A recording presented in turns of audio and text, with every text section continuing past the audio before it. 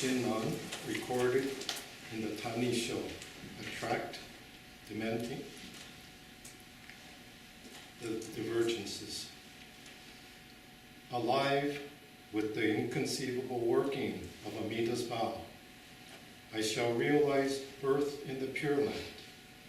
The moment you entrust yourself thus to the vow, so that the mindset upon saying the Nembutsu arises within you, you are immediately brought to share in the benefit of being grasped by Amida, never to be abandoned.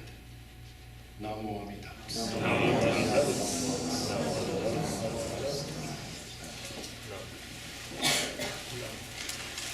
For those of you who have translation skills, you might notice that I substituted a usual term that's translated from in the Tanisho.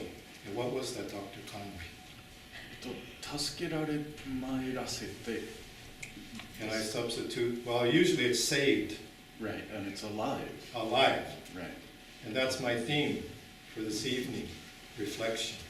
To come alive is how I would like to suggest we appreciate the spirit, the heart of awakening, enlightenment, Shinji. To come alive, to life, immeasurable.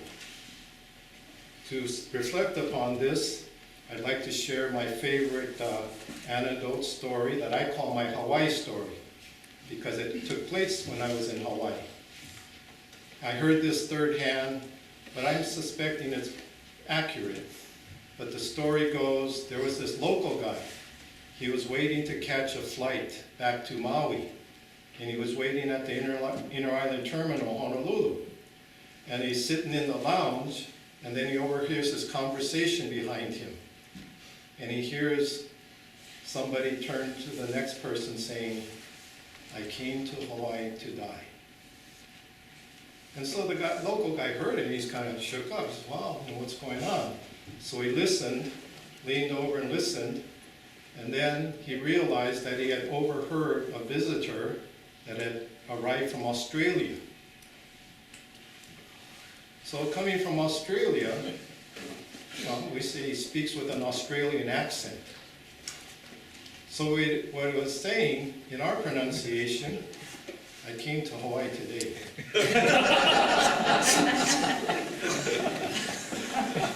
The visitor said what he said.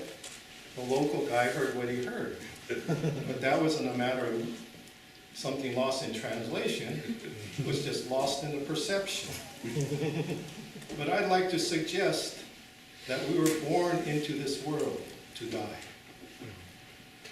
To die to the ego self.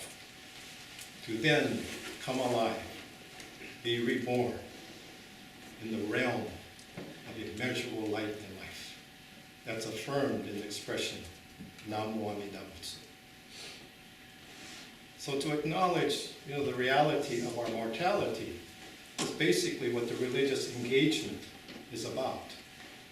To see the limitations of our physical life, but that's what compels us as reflective, sensitive, aware human beings to realize that we are not this physical form. We are what we call spirit. That's why in all the different world religions, they acknowledge that formless essence, life, that we're all expressions of. The metaphor that I often like to share that impressed me years ago and that I've carried it with me all these years is to sense that we're like waves on the surface of the ocean. And a wave developed due to causes and conditions and appears on the surface, takes on a particular form, but even that form is constantly moving, never staying the same, and eventually vanishes from the surface. But that metaphor to me means that the essence, the life, the being of the wave is the ocean. So there is that oneness of the wave and the ocean that Namo Amida Butsu directs our attention to. And then speaking to this idea of awakening, Shinji, enlightenment, I thought I'd come up with alternative expression, that being coming alive. And on that basis, I created this little acronym for what does alive mean? A-L-I-V-E. Okay, A, aware, L, loving, I, inspired, V, valued, E, engaged. To me, this is how I appreciate the spirit of our religious awakening, to feel and be alive. And that aliveness entails this sense of awareness. Awareness of the Dharma, the truth, that we are finite. Everything keeps changing. That's just how it is for everyone and everything. And therefore, everything is therefore interdependent. Nothing exists alone. Basic physics teaches that, or discovered that everything is connected. And that's the basic awareness that will help us to sense the meaning of love, not as some romantic, very, idealistic kind of self-satisfaction when somebody, the other person, the object of my affections, responds as I wish, but love in the sense of the universal oneness of our life.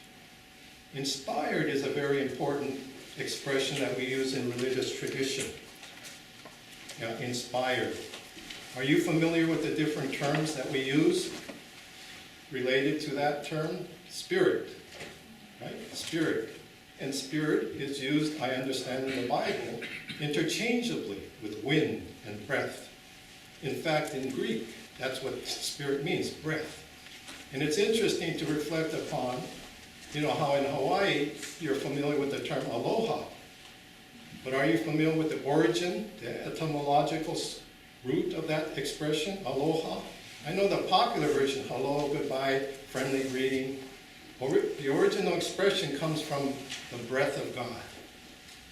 Or we could say the breath of life. And it's interesting to consider how in Japanese, the expression to live is what? Ikiru. And that can be interpreted as iki o suru, which iki means to breathe, to breathe. I've read in a medical book, definition of life, the ability to breathe.